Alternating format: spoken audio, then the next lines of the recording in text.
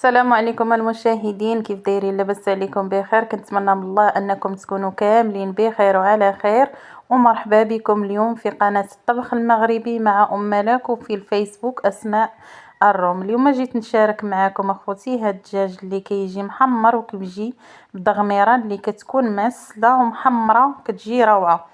غير ما تنسونيش من الاشتراك اللي اول مره غادي يشوف القناه وعجبو المحتوى يدير لنا اشتراك وخلي معه واحد اللايك الفيديو ويبارطاجي مع الاصدقاء باش هكا كتعم الفائده وكتزيدوا تدعموني حتى انا باش كنزيد نواصل في هذا المحتوى.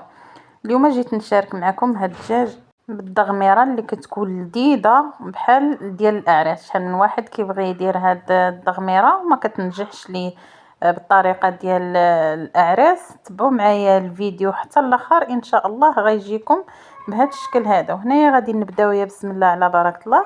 خديت هنايا طير تاع الدجاج ولا فروج من بعد ما غسلته بيتو ليله كامله في الثلاجه في الحامض والخل والسكينجبير، ودابا سقطرته مزيان. وهنايا عندي معلقه تاع مطيشه، 3 الفصوم تاع الثومه واللب تاع الحامض مصير. وهنا عندي القزبر والمعدنوس.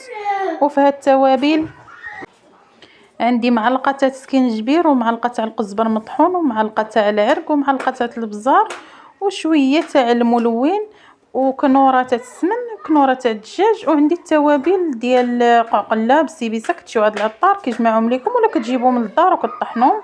وعود تاع القرفه هادشي كاع كطحنوا كيجمعهم لكم العطار وكتجيبوهم طحنوهم في الدار ولا هو كيطحنهم لكم.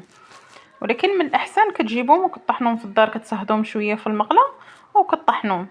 هنايا غادي ناخذ هاد الطحانه اللي عندي، غادي نضيف فيها قزبر والمعدنوس وغادي نضيفها 3 فصوم تاع الثومه، معلقه تاع مطيشه واللب تاع حامضه مصير. وغادي نضيف هاد الكاس تاع الماء اللي فيه نص عظامه الزعفران. ممكن تضيفوا الزعفران شعره الا كان متوفر عندكم.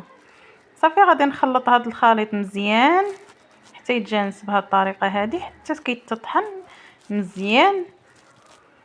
صافي من بعد غادي نضيف عليه هاد التوابل، غنضيف هاد كنوره تاع السمن وكنوره تاع الدجاج ومعلقه تاع السكينجبير، معلقه بزار، معلقه عرق، معلقه قزبر مطحون ومعلقه من التوابل تاع الدجاج وشويه تاع الملون. غادي نحركهم بهاد الطريقه هذه وغنضيف عليهم واحد نص كاس تاع الزيت وغادي نضيف معلقه تاع السمن اللي كيكون مالح.